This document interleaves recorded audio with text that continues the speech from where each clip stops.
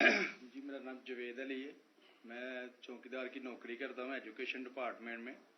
तो मुझे उधर बुलाया जाता है कॉल करके कि आप आएँ इधर और आप सैलरी अप्लाई करें और आपको जो है ना आपकी सैलरी मिले।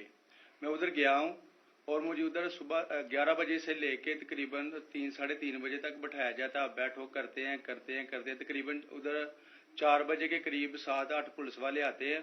वो उधर से मुझे पहले हथकड़ी लगाते हैं, बाद में मेरे आंखों पे ऊपर शर्ट बांधते हैं और ऊपर चोला डाल लेते हैं कि जैसे मैं कोई दहशतगर्द हूँ।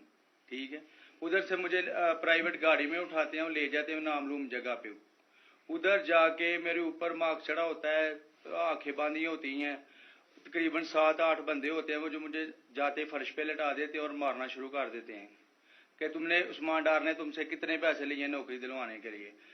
मैं कहता नहीं दिए। फिर भी मुझे दूसरी दफा कभी उल्टा लटका देते हैं कि मानो तुमने उस्मान डार को पैसे दिए हैं, कॉन्ट्रैक्टर से लेके पैसे दिए हैं। जब नहीं मानता तब भी मुझे कभी सीधा लटका देते हैं, कभी उल्टा लटका देते हैं। और बाद में जब मेरे मसलन के कभी ईंट ले उधर से ईंट उठाते हैं, उसे धागे से मेरे नाजुक हिस्सों में बांध देते हैं कि मानो तुम कॉन्ट्रैक्ट से पैसे लेके उस्मान डार को देते हो।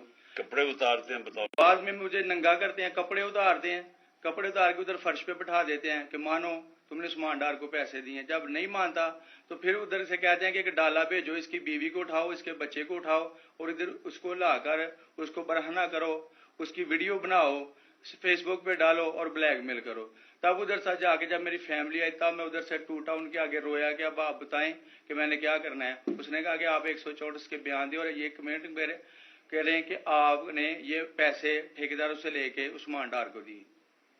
ये बताएं आप कि कोई ये सब चुप हो जाते थे जब कोई आता था एक आदमी? जब मेरी तो आंखें बांधी होती थी, ठीक उस वक्त जब कोई आता था उधर, कोई अफसर आता था, ये कहते थे कि बड़े साहब आ गए हैं, बड़े साहब आ गए हैं, और सब साइलेंट हो जाते थे। जब वो आता था सब साइलेंट था। अब ठीक है, लगे रहो, करते जाओ, लगे रहो। ये बात मैं अब आपके सामने ये जो जावेद अली ने बात रखी, ये हर तरह हम कंफर्म कर सकते हैं। कुरान के ऊपर हाथ रखने के लिए मेरे सामने तैयार थे।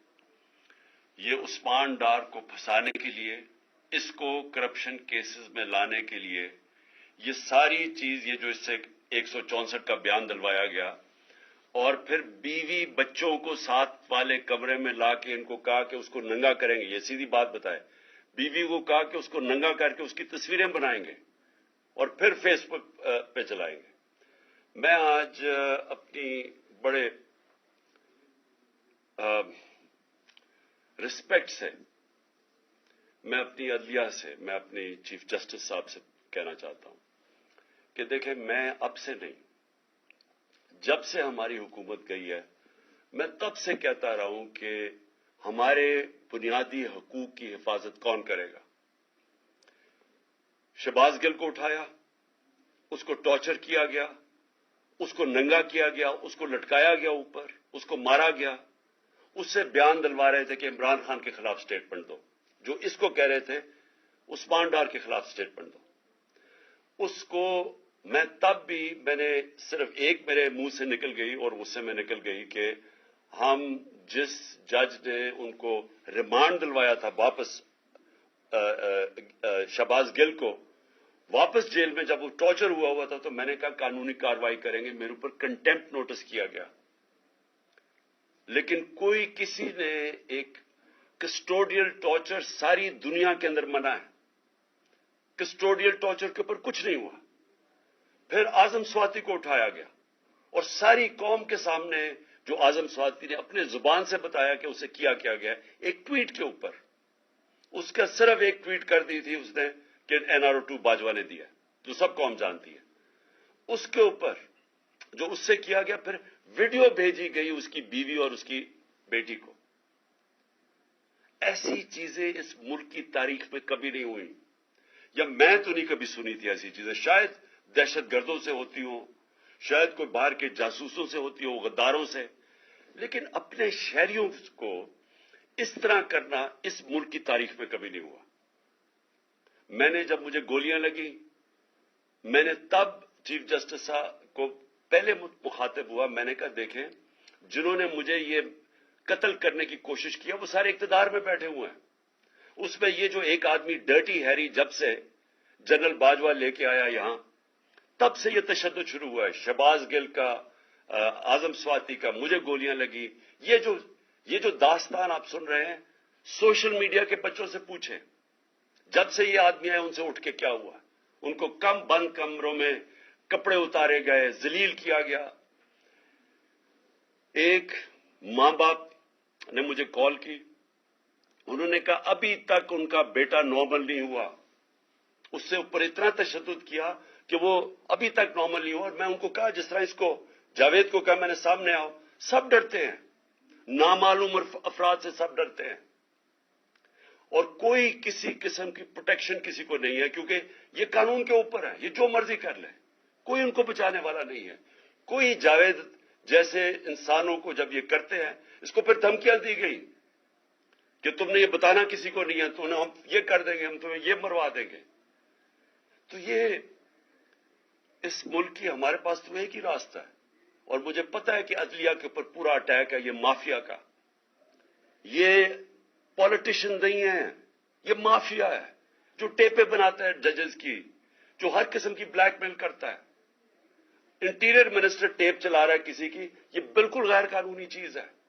وہ جج کی ٹیپ چلا رہا ہے، وہ اس کی مریم وہ ٹیپ چلا رہی ہے کسی ارشد ملک جج کی، کبھی ثاقب نثار کی ٹیپ چل رہی ہے. یہ کسی مہذب معاشرے میں یہ چیزیں نہیں ہوتی.